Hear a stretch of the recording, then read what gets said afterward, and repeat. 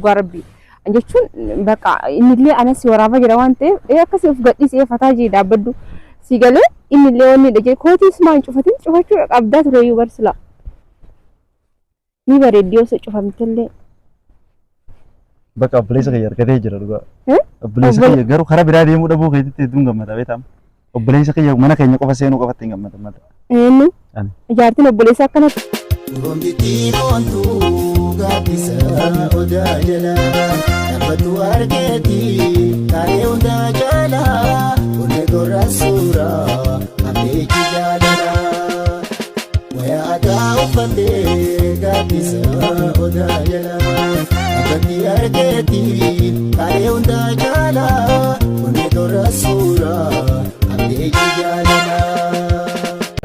Rapu. Dhiiroo bultumii fi roozaa jiltu maaltu deemaa jira. Kanaaf kana viidiyoo hanga dhumaa daawwatteeti baratta. Kanaafuu namoonni yuutuubii bitachuu barbaadan ammallee yuutuubii baay'ee nu bira jira. Diskaawuntii goonee isinii gurgurraa isinii jennee turre waadaa isinii galle hin diinu keessaan nu qunnamaa lakkoofsa bilbilaa sirrii isinii kan jiru isinii jennee jirra. Ammallee lakkoofsa irra deebinee lakkoofsa bilbilaa sirrii isinii kan jiru nu qunnamaa. Garuu wanni jechuu barbaade dabalee namoonni yuutuubii bitachuu barbaade piliis narratti bilbilina. Natti hin bilbilina wallahi. YouTube bitachuu yoo barbaadin natti hin waliin bakka feetan jiraadha. Yoo YouTube bitachuu barbaadan garuu kootu na qunnami milkaa'e. Anarra atiitu milkaa'aadha. Maaliif kaampaanii bitachuu deemta waan ta'eef.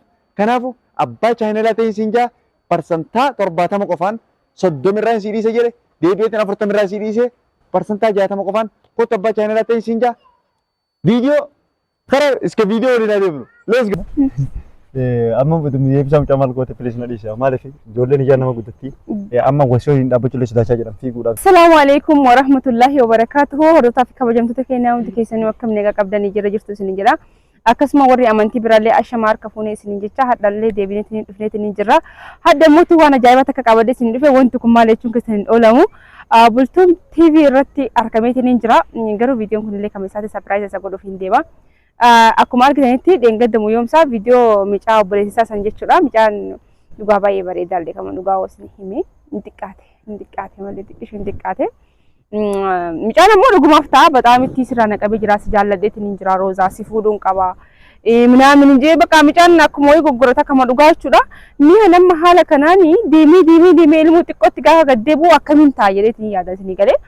Bakka akkan na dhibee micaan garuu mi'een guddifadhu badaa Oromooti yamee warri guddifadhu fuudhii roozaa gurguddaa ofirraa dhiisi mana taa'isisi qallabii bakka ni jiraa miichoo waan adda addaa juus minaamin kana itti juusi minaamin kana waan adda addaa kana obaasee uffataa godhetanii guddifadhu badaa guddifadhu illee lubbuun tokko kanaan jechuu jirti garuu hin beekne wallaa laazii na dhibee kanaaf ammoo bultumii irratti maal dalaguu deemte warri jettanii bultumiin ammoo tuyyoo jechuudha jechuun deema dhiisee sittiin heerumuu fedhee bakka sirraa anaafatii walirraa deema.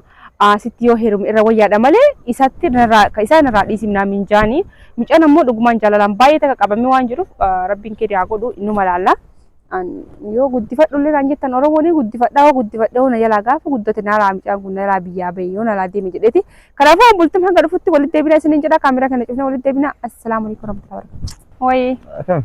Sirraa bareedamu maaliif naamte sirraa waa muusima bichatti qofatti nama beellama sirraa si waamii maaliin jiraanii reeffataa si wajjin jechuudhaa fi akkasumas ammoo shaayii bunnaa jechuudhaa fi yeroo tokko mana kiyya fuula keessa kana dhalanii sodaadhan fuula keessa maaliif na sodaatu dhugaan ilmi wayii tokko ija keessa na dhabu yoo an fuula keessa ilaalumoo maaliif kinyaanni na jaallatte moo loora akkas hin jingaa jechuudha namni nama jaalladhu dubartiin hundi ija keessa ilaalu danda'u laali annama jaalladhu fi nama kabaju nama hedduu onneen kee bakka na feete keessi kiyya hundi na fedhe ija keessa ilaaluu hin danda'u.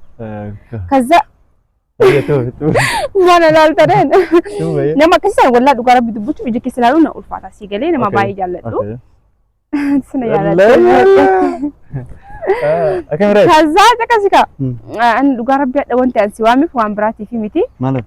Obboleessa keessan irraa. Eka satu biya kan foto ampar buca bilbila kan itu jasa jadi. Buca ya kan sila jana nyalakan. Buca sih.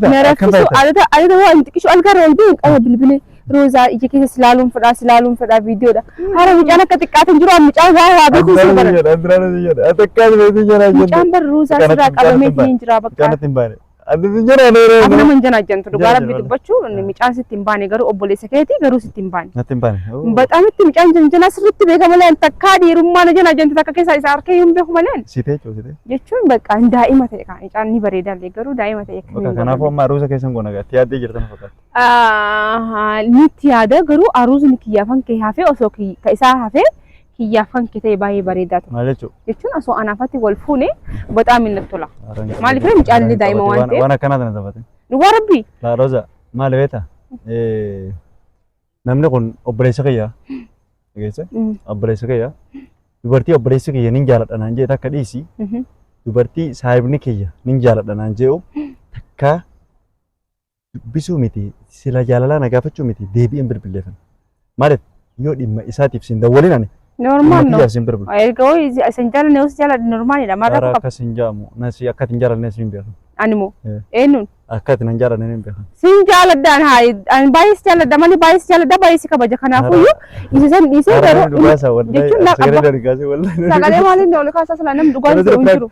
Ani guyyaa dha firaakii sarata jedhee viidiyoo maxxanse namni akka tokko walitti akka barreessaa ture. Amma akkasii maan jechuun siif hin ta'u.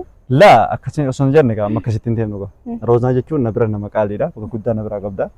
Ati bakka kanaatiin hin maltu. Jechuun an bakka asirraa na qabeera. Kan micaan narraa na qabee an ammoo sirraas na qabee jira. Faallaadha kan jaalalli. Qabati rabbii. Maal hin qaba dhugaa jechuun ta'a. Maaliif beektaa? Mucaa kun ijoolleedha. Ijaan lafa nama guddata. An dhuguma sana. Roozaa please ayi booda dhaggeeffadhu keessatti wallahi. Amma mucaan ni dhufa yoo jedhan na yala deemaa bara. Har'a qofa mana dhiisee. Jechuun ammayyuu bakka dhufes maal rakkoo qabaree ati hayi. Roza akkasii. Hayi normal ma please maal inni jamaa. La jecha kiyya amma mucaa yoo ofirra waliin nu arge amma akkami fudhate ijoollee tun ijaan nama guddatu.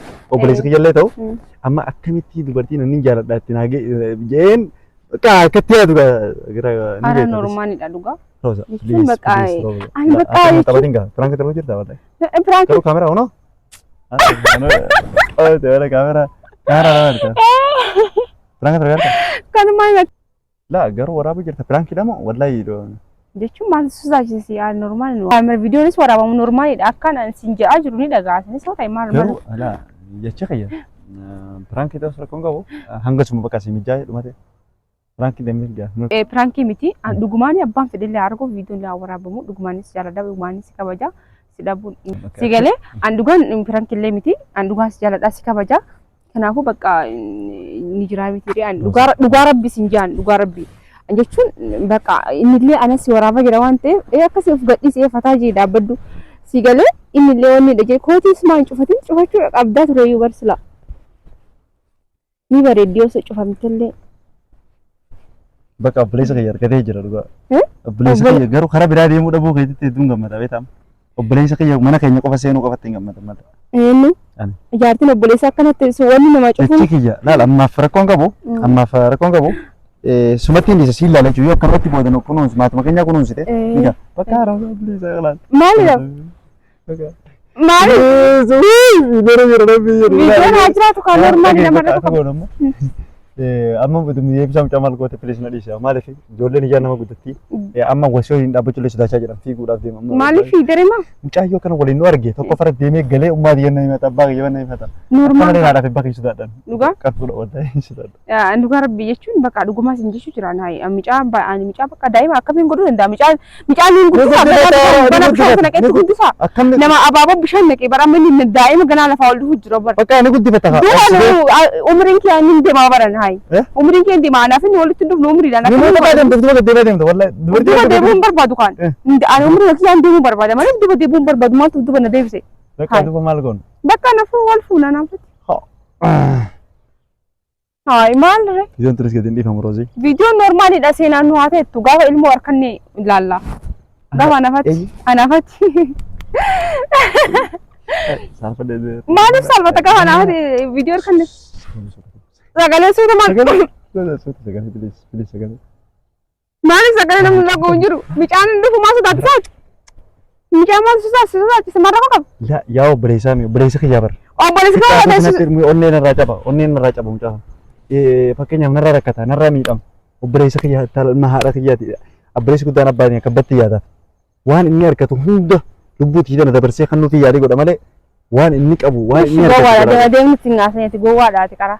namni qaraa namni dheeraan akkanuma qalbiin keessa ol qajeeltee gakkuutti. Amma jecha kana gowwaadha roza. Gowwaadha gowwaan maali kun? Osoo nama gabaabaa taate yoosuu sii galti bar. La ati maka sun taane la roza. Ayya bagaan gowwaate. Dhagee bagaan ta'e. Obboleessa kiyyaa kan gowwaate yoon ta'es. Bakka deemu na bira. Deemu. Maal oltu suuraa? Bakka deemu jee bar. Aa namni dheeraan ka'eeriin qabu bar. Akkuma ol dheeratan qalbiin isaallee keessaa kuttiyer. Hai. Galata. Bakka deemayi. Galata maali sii godhe naa uffanne. Kanaaf na himte wallahi. Kanaaf si yaame. Ni deema bakka rakkoon qabu. Ani wallahi roza kana sineen. Wallahi obboleessa kiyyaa faana walitti taasisa fakkaaya deembe kun. Deembe ka deem maali gowwaa ka ta'e kan maali godhan deembe ka maali ka bastaran. Ko prank si godhu jira. Maal? Wallahi prank da ko. Akkamitti micaa san bishaan itti naqee guddifadha malee akkamitti teerumu silaasilan. Ni wallahi prank. Wallahi lazim prank si godhu jira kaameraa waraabutti hin jiraan. Yoo koraa baatu turte argaa jira. Bakka prank da ka. Prank dura innan prank zima tere ka. Jechuun ni jira. Wallahi itti fakkeeffate. Akkuma dibaatu ati nama nagaati mu nama nagaati miti obboleessa gaarii miti itti naddamba jechuuf hin deemu. Garuu akka jallaadhaan.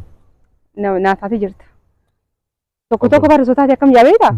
Wallahi dhugaatti mucaan gana guddaa dhiisi didiyyuu yaadal tokko. Maal beeta asirratti wanti jiru ni jira. Obboleessa nama yaadu qabaachuun barbaachisaa. Hara dirqama ana obboleessa guddaa isaaniiti. Dhiiraaf amma abbaan kiyya namni qabu ana. Dubartiin tokko kana kan dhalates jira. Dubartoonni keenya sadii qabna. Sadeen keessaa lama dura jedhamte waan kana jedhanii takka amma. Gurdu hangafni abbaan kee takka jedhee harkatee. Dubartii. Waa maashaallah. Waggaa 10 keenya heerumte. Akkasuma asla dhalaan bara waggaa 12tti heerumuun barbaachisaadha. Wallahi waggaa 14-15 gaafa geette barbaqa guddoo bar. Amma tamta feeta xiqqishoo isarraa dhalate mucaa amarraa dhalate kana isa qofaa jira malee ta inni irraa dhalate yeroo ta'u bareedda moodalistiidha ammas. Aragaadha. Wallahi lazim asii amma dhugumaan osoo namatti dhabame malee horta kaaba kabajamtoota kenna moodalistii ta'eetiin filatamuu qaba namni akkanaa kun. Kasemi. Wallahi lazim. Jettera. Kanaaf waan bareedaadha gaa. Baay'ee rakkoon qabu. Baay'ee rakkoon qabu. Kanaaf waan gaariidha. Atis na fattanuudhaaf viidiyoo leessumaa fi waraabee. Wallahi lazim simaa fi waraabee. Akkana na hojjechiistee. Yiituu kan keerra gadhiifata. Kana yoo gadhiisamu mucaan akkasii yaataan. Haaranii amansiisaa micaa guyyaa wayii mana waamamee qoyimii mana hiyyaa dhufu. Mana hiyyatti yaamee waan hin jiru laala. Kanaaf daawwattoota keenya wanni jechuun barbaada jirratti egaa viidiyoo kana gadhiise. Rozaan dubartii gaariidha. Anoo so dubartii biraa taate duraan dursee baay'ee itti gadi lakkisa obboleessa kiyya. Si biratti siin fitu. Silaamu adila dhugumarraaf jetta. Akka isa heerumu feeta kama. Wala ni heerumu ni feeta. Maaliif yoo tiisatti heerumte ni gargaara waan barbaadeen duban dhaabbata. Qabeenya kiyya kan hin qabu keessaa beeti kabira riskii ta'e bira barbaadda deeme. Obboleessi hangafaa jechuun abbaadha jechuudha bara. Maaliif kun dirqama akka obboleessatoonni siidhamu akka obboleessatti jechuudha. Amma akka obboleessatoo sun taate akka abbaa nama isa fidetti illee si yaada okay. Akka obboleessatti qofa nuti na yaalla. Galatom. Duraan isin beektaa? Galatoomii anis baay'ee jaalladha baay'ee kabajaa akka nama tokkotti.